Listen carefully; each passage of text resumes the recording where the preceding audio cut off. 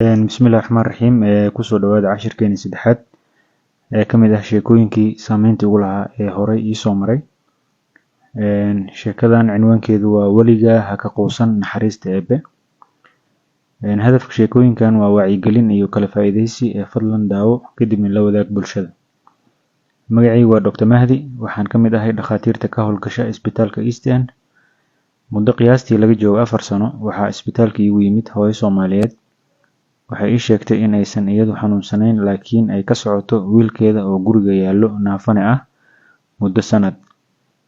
Dhibka hadda keenayna ay tahay inuusan saxaroon karin oo dareemaha maqan darteed aysan saxarada u soo bixi karin haddii daawo lagu caawin karo iyo in kale. Waraysi dheer kadib, hooyadaas waxay ii sheegtay in wiilkeeda xabsi muddo 9 sano ku dhowaad ah uu ku jiray dalka Ethiopia. Xabsigan uu ka soo baxay isagoon si quman u socon karin, in la garab galo mooyee, hadda la joogan uusanba istaagi karin, lugahana xanuun iyo balbal dartiis habeenada qaar uusan jiifan karin. Kadib waxay iiga sii sheekaysay dhibaatooyinka lagu marsiiyey xabsiga iyadoo u aaneynayso sababta naafada ka dhigtay. Waxaan weydiiyey in dhakhtar loo geeyey oo la baaray iyo in kale si loo ogaado sababta curyaamisay.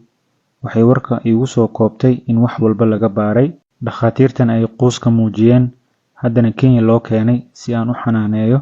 Marka dhibka hadda noogu daran, waxay dhahday, waa saxarada oo ku dhaggan ee xal noo raadi adigoo mahadsan. Inta ay hooyadu ay sheekeynaysay, waxaan ku maqnaa warbixinta ay ka bixinaysay qaabka uu u naafoobay wiilkeeda, iyadoo sheekadu ay isku kay qaban laadahay. Sababtoo ah haddii jug dhabarka ka gaartay darteed u curyaamay oo xangullaha dhaawac ka gaaray, naafoobidiisa wax isa soo tara ma noqon lahayn. Sidoo kalena xanuun iyo balbal ma dareemi lahayn muddadaas dheer kadib, waliba iyadoo murqaha ay sii howlgabayaan sida maamadu ay sheegtay. Sideedan cilladaha neerfaha ee qofka naafeeyo waxaa la yiraahdaa intii xanuun la dareemayo, neerfaha ma dhiman oo rajaa jirto. Arrintaas iyo waxyaabo kale oo sheekadeeda iiga soo baxay waxaa iiga dhex muuqatay in rajo caafimaad ay jiri karto. Sidaa darteed waxaan ka codsaday in wiilka la ii keeno, wixii baaritaan horey u soo mareenna la soo qaado si shakigeyga u xaqiijiyo, kadibna baaritaanno hubsiino ah loogu sameeyo. 2 maalin kadib, wiilkii iyo warqadihiisa wixii la heli karay ayaa la ii keenay. Waxaan iiga soo baxday warqadahaas in cillad bixintiisa la dhinac maray, taas oo aan u aaneynayo arrimahan soo socda. Midda koowaad waa in dhakhaatiirtii loo geeyey aysan waraysi qoto dheer ah la yeelan bukaanka. Midda labaadna waa in la iska qiyaasay in xabsiga lagu jirdilay, taas oo naafo ka dhigtay. Midda saddexaadna iskaanka la saaray ee maamadu sheegayso wuxuu ahaa CT scan oo aanan cilladda wiilkan uu qabay waxba ka sheegi karin. Midda afraad oo cajiibka ahna, baaritaanno ay wateen oo fudud oo horey loo soo sameeyey, laguma baraarugin in cilladda wiilkan tilmaamaheeda ka dhex muuqdaan. Marka su-aashu waxay tahay, wiilkan muxuu qabay, maxaase naafo ka dhigay? Wiilkan wuxuu qabay cillad loo yaqaano subacute degeneration of the spinal cord, taas oo af Soomaali ku noqonayso burburka dareensidayaasha xangullaha ee isqariya. Cilladan waxay timaadaa markuu fitamiinka B12 jirka ku yaraado, kaydkiisana uu dhammaado, kaasoo muhiim u ah shaqada iyo kobcinta neerfaha. Waa cillad in la arkaa ay yar tahay, maadaama kaydka fitamiinkan inuu qof caafimaad qaba ku yaraado aysan badanaa dhicin, maadaama uu ka mid yahay fitamiinada ugu kaydka dheer jirka. Laakiin dhinaca kalena wuxuu ka mid yahay fitamiinada jirka uusan samaysan karin oo qasab tahay in cunnada laga helo. Laakiin dadka nafaqa darrada hayso iyo maxaabiista muddada dheer xabsiyada ku jira, in lagu arko cilladan aad ayay u badan tahay. Sababtuna waa inaysan heli karin cunnooyinka laga helo fitamiinkan, kuwaas oo kale ah hilibka, kalluunka, digaaga, beerka, ukunta iyo caanaha. Aduun markaa kadib waxay noqotay in dhiiggiisa laga cabiro heerka uu marayo fitamiinka B12, kaasoo soo baxday inuu aad iyo aad u hooseeyo. Markaa kadib waxaa loo bilaabay in la siiyo fitamiin B12 oo cirbada ah iyo jimicsi loo sameynayo murqaha si loo xoojiyo. 3 bilood kadib wuxuu bilaabay inuu istaago oo isku dayo socod.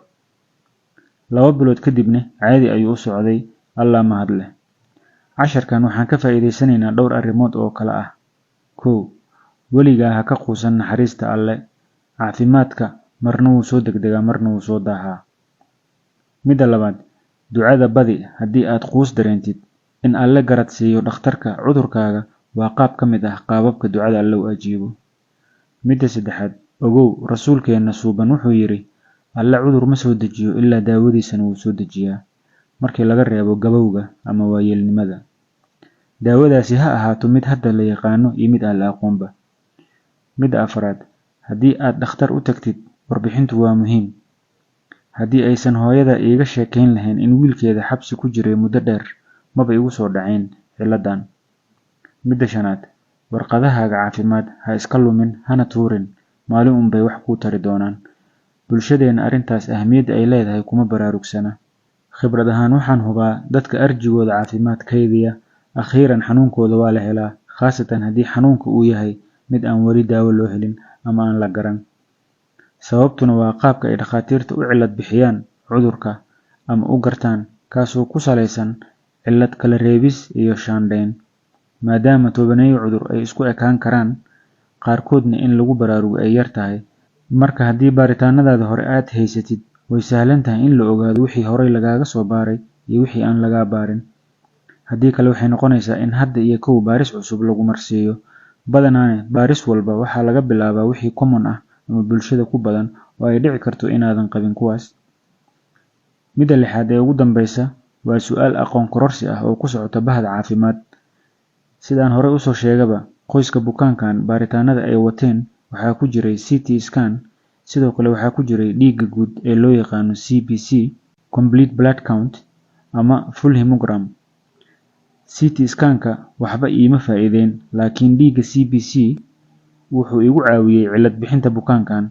Marka su'aashu waxay tahay, qaabkee ayuu baaritaankaas kuu tusi karaa ciladan laga daaweeyey wiilka? Sidoo kale, CT scan-ka maxay ciladan u soo saari weysay? Waa labadaas su'aal. Halkaas ayaan kusoo gabagabeynaynaa sheekadan. Waa inoo sheeko kale. Wixii su'aalo ama jawaabo ah waa inoo qaybta comments-ka ah. Waana mahadsantihiin.